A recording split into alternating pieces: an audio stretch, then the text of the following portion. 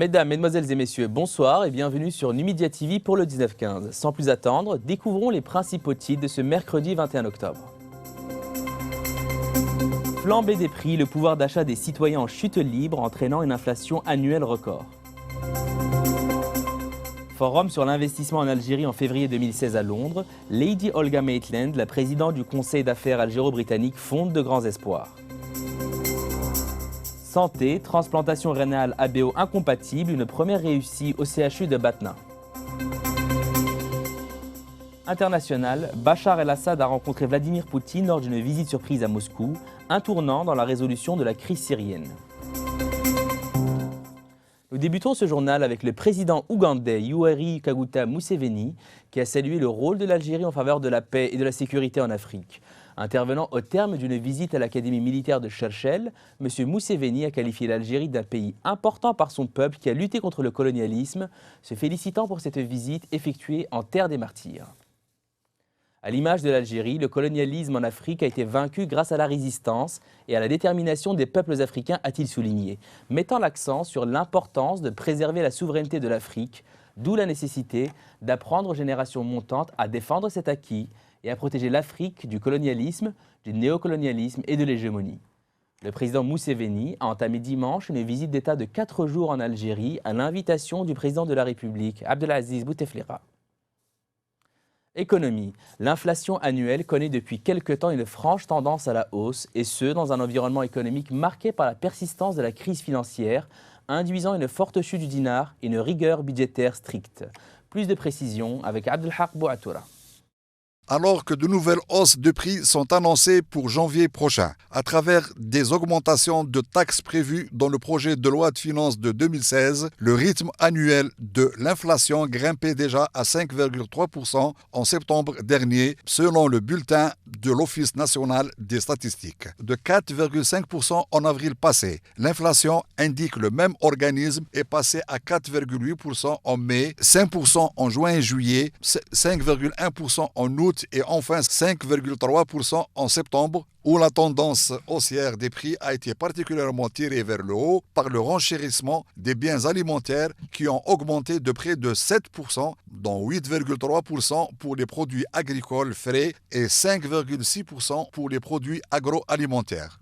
Sur les 9 premiers mois de l'année, les biens les plus touchés par la flambée des prix sont notamment la pomme de terre avec 30,5%, les légumes frais avec près de 17%, la viande de poulet avec plus de 9% et enfin la viande de bœuf qui a augmenté de 3%. Ainsi, la tendance haussière de l'inflation s'installe désormais dans la durée tout en étant couplée à une dépréciation continue de la valeur du dinar. De juin 2014 à juin 2015, le cours moyen du dinar s'est déprécié de 22% par rapport au dollar américain, du fait bien évidemment de la baisse des revenus pétroliers du pays. L'Office national des statistiques souligne par ailleurs qu'en moyenne annuelle, le taux d'inflation est passé de 1,6% en septembre 2014 à 2,92% en décembre de la même année pour atteindre 4,97% à juin 2015, soit la plus forte hausse sur 21 mois. Coopération. Un forum sur le commerce et l'investissement en Algérie se tiendra en février 2016 à Londres afin de faire connaître davantage les opportunités du marché algérien aux hommes d'affaires britanniques, a annoncé à Alger la présidente du Conseil d'affaires algéro-britannique, Algeria British Business Council, Lady Olga Maitland. Abdelhak Bouatoura nous détaille le sujet. Le forum auquel prendront part des hommes d'affaires britanniques et algériens, à l'instar de celui tenu en décembre 2014 dans la capitale du Royaume-Uni, sera une occasion pour booster davantage la présence des investisseurs encore timides en Algérie, a précisé la présidente du Conseil d'affaires algéro-britannique, Madame Lady Maitland, dans un entretien à l'APS. Le Royaume-Uni est présent en force dans le secteur de l'énergie. British Petroleum, BP, étant le premier investisseur dans le secteur de l'énergie en Algérie. Les Britanniques sont aussi présents dans le secteur de la santé et de l'éducation. Le forum de 2014 qui a réuni 500 hommes d'affaires britanniques a été sanctionné par la signature de 2 accords dans le domaine de la santé. Par ailleurs, la présidente du Conseil d'affaires algéro-britannique, qui se trouve à Alger pour la célébration du 10e anniversaire de la création du Conseil, s'est dit satisfaite du rôle joué par le Conseil en tant qu'intermédiaire entre Alger et Londres pour les bonnes affaires. Elle a expliqué que le Conseil a réussi en l'espace de 10 ans à faire connaître un peu le marché algérien aux hommes d'affaires britanniques et d'attirer leur attention sur ce marché. Depuis la création du Conseil en février 2005, on a accompagné des entreprises britanniques ici en Algérie et beaucoup ont affiché depuis le début leur intérêt, mais peu nombreuses sont celles qui ont réussi à s'installer. Et nous n'avons donc pas beaucoup avancé, a-t-elle regretté. La raison étant les problèmes bureaucratiques, a déploré Lady Maitland, qui a affirmé que la règle 49-51% régissant l'investissement étranger n'est pas une entrave à l'investissement en Algérie. Habitat, les souscripteurs à la formule LPP, logement promotionnel public, pourront verser la deuxième tranche estimée à 1 million de dinars à partir de dimanche 25 octobre 2015. Yamina Bahir nous fait le point. Le ministère a rappelé que les 4200 souscripteurs au programme ADL 2001-2002 transférés vers la formule LPP bénéficieront d'une réduction du montant de la deuxième tranche. Les souscripteurs pourront retirer les ordres de versement de la deuxième tranche au niveau des structures d'accueil où s'est déroulée l'opération de versement de la première tranche avec une durée de validité d'1 mois de l'ordre de versement à compter de la date de retrait. L'ordre de versement ne peut être ni prolongé ni renouvelé et que toute personne n'ayant pas honoré son engagement de versement perdra automatiquement la qualité de souscripteur. Par ailleurs, la même source rappelle que la direction de l'entreprise nationale de promotion immobilière, ENPI, informe les souscripteurs ayant versé la première tranche que le choix des sites débutera le 1er décembre via Internet. Société, les enlèvements d'enfants sont très limités sur tout le territoire national et les enquêtes dévoileront les raisons de ces kidnappings, ont assuré des responsables de la Sûreté nationale. Plus de détails avec Abdelhak Bouatoura. Les enquêtes en cours dévoileront ce que cachent ces enlèvements et mettront un terme à la surenchère, a souligné le directeur de la sécurité publique lors d'une conférence de presse en marge d'une visite d'inspection du directeur général de la Sûreté nationale, le général-major Abdelghani Hamel. Le chef de sûreté de la wilaya d'Alger a assuré quant à lui que ses services n'avaient enregistré aucun cas d'enlèvement d'enfants dans la capitale. Des cas d'enlèvement d'enfants, dont certains ont été retrouvés assassinés, ont été enregistrés au cours de ces 2 derniers mois à El Alma et Mila. Il y a 2 ans, le rapt et l'assassinat de 2 enfants dans la nouvelle ville de Ali Menjli, à Constantine, avait horrifié les Algériens, ainsi que celui d'un enfant de 8 ans à Faïd al-Botma dans la wilaya de Djelfa. Interrogé par ailleurs sur l'insécurité autour de certaines écoles à Alger, il a estimé que la rentrée scolaire 2015 s'était déroulée dans le calme, rappelant que la DGSN dispose d'un programme d'action annuel pour la sécurisation des écoles qui se met en place avant la rentrée en coordination avec les directeurs de ces établissements. Il a par ailleurs nié l'existence de gangs à Alger, notamment dans les nouveaux quartiers qui parfois connaissent, selon lui, des rixes entre jeunes. Interrogé enfin sur le cas de journalistes malmenés par la police au stade du 5 juillet d'Alger lors du dernier match amical de l'équipe nationale de football, les 2 responsables ont indiqué que des sanctions disciplinaires ont été prises à l'encontre des policiers incriminés. Santé. Une première transplantation rénale ABO incompatible en Algérie, groupe sanguin incompatible entre donneur et receveur, a été effectuée au CHU de Batna avec succès. Yamina Bahir nous détaille le sujet. L'intervention effectuée jeudi dernier a permis de transcender la barrière des groupes sanguins qui constituaient la principale barrière immunologique en matière de transplantation d'organes solides. Après la série de greffes de reins réussie grâce à la compétence des chirurgiens et la qualité du matériel médical, l'équipe du service néphrologie du CHU de Batna, sous la direction du professeur Ahmed Bougroura et la supervision du docteur Lionel Rostin, chef du département de néphrologie et transplantation d'organes du CHU Rangueil de Toulouse, vient de réaliser une innovation chirurgicale porteuse de grands espoirs. Effectuée dans de bonnes conditions, l'intervention a été précédée d'une préparation préopératoire qui a duré 1 mois, donnant lieu à des échanges plasmatiques pré-greffe pour permettre la transplantation d'un rein provenant d'une donneuse de 30 ans dont le groupe sanguin A positif était incompatible avec celui du receveur de 26 ans O positif. Ce progrès donne un nouvel espoir aux patients en attente de greffe rénale dont le nombre ne fait que croître, a estimé le professeur Bougaloura, assurant que les 2 personnes opérées se portent bien. De son côté, le directeur du CHU de Batna, Laïd Ben Khadim, a estimé que la particularité de cette prouesse chirurgicale réalisée pour la première fois à l'échelle nationale réside dans le fait qu'elle a été pratiquée par une équipe algérienne permettant d'augmenter significativement le nombre de greffes en provenance de donneurs vivants et de pallier la difficulté liée à la rareté des organes. International, Bachar el-Assad a remercié Vladimir Poutine pour son engagement militaire lors d'une visite surprise mardi à Moscou, sa première sortie officielle du pays depuis le début de la guerre civile, tout en soulignant qu'après la guerre devra venir le temps du dialogue politique. Résumé de Yamina Bahir. Cette visite du président syrien, dont la venue n'a été annoncée par le Kremlin qu'une fois qu'il avait quitté la Russie pour rentrer à Damas, intervient alors que la campagne de raid aérien de l'aviation russe entre dans sa 4e semaine. La rencontre entre Vladimir Poutine et Bachar el-Assad sonne comme un appel. Le Kremlin est plus déterminé que jamais à soutenir son allié.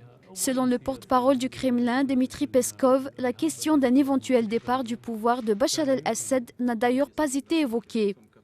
Souriant et visiblement détendu, le président syrien a chaleureusement remercié Vladimir Poutine pour son aide et pour sa décision d'intervenir militairement le 30 septembre malgré les critiques des Occidentaux. Le terrorisme qui s'est répandu dans la région aurait gagné encore plus de terrain s'il n'y avait pas eu vos actions et votre décision d'intervenir en Syrie. Pour sa part, M. Poutine a déclaré « À votre demande, nous avons apporté une aide précieuse au peuple syrien dans sa lutte contre le terrorisme ». Les 2 hommes ont également souligné en chœur qu'un processus politique devait succéder aux opérations militaires. Le dirigeant russe a rappelé qu'un règlement politique du conflit n'est possible qu'avec la participation de toutes les forces politiques, ethniques et religieuses du pays, ajoutant que le dernier mot devait revenir au peuple syrien. Vladimir Poutine, qui avait évoqué le risque de voir les terroristes venir en Russie pour justifier les frappes aériennes, a répété son inquiétude de voir au moins 4000 combattants issus des ex-républiques soviétiques se battre contre les troupes gouvernementales syriennes. L'Iran dénonce l'arrogance de l'Arabie Saoudite et creuse le fossé entre les 2 pays.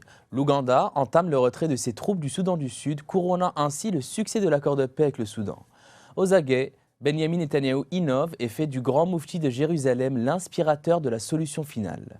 La relaxe requise par le parquet de Paris pour Marine Le Pen dans l'affaire des prières musulmanes dans la rue qu'elle a comparée à l'occupation nazie de la France. C'est Le Monde aujourd'hui en brève avec Yamina Bahir. L'Iran a dénoncé ce mardi les déclarations arrogantes et abjectes du ministre saoudien des Affaires étrangères Adel Jubeir, qui a accusé les autorités iraniennes de s'intégrer dans les affaires des États de la région. L'Iran et l'Arabie saoudite sont les 2 principales puissances rivales de la région. Elles s'opposent ouvertement à propos des conflits en Syrie, en Irak et au Yémen et des tensions à Bahreïn et au Liban. Téhéran apporte avec Moscou un soutien financier et militaire au régime du président syrien Bachar el-Assad, alors que l'Arabie saoudite soutient les groupes terroristes syriens. L'armée ougandaise a entamé son retrait du Soudan du Sud voisin dans le cadre de l'accord de paix conclu en août entre les 2 parties en conflit depuis près de 2 ans, a annoncé mardi le gouvernement sud-soudanais. L'Ouganda avait déployé des troupes au Soudan du Sud en appui au régime du président Salva Kiir quelques jours après le début du conflit en décembre 2013 avec son ancien vice-président Riek Machar. Les forces ougandaises ont joué un rôle clé dans le conflit sud-soudanais en assurant notamment la protection de la capitale Juba et en offrant au régime la puissance de feu de ses hélicoptères dans le reste du pays.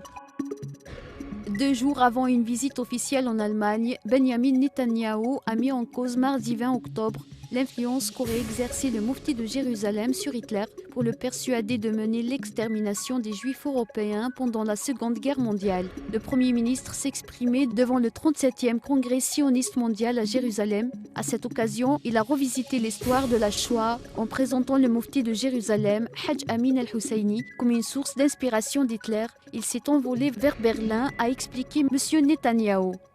Hitler ne voulait pas à l'époque exterminer les Juifs, il voulait expulser les Juifs. Al-Hajj Amin al-Husseini est allé voir Hitler en disant « Si vous les expulsez, ils viendront tous ici. Que dois-je faire d'eux » demanda-t-il. Il a répondu « Brûlez-les ».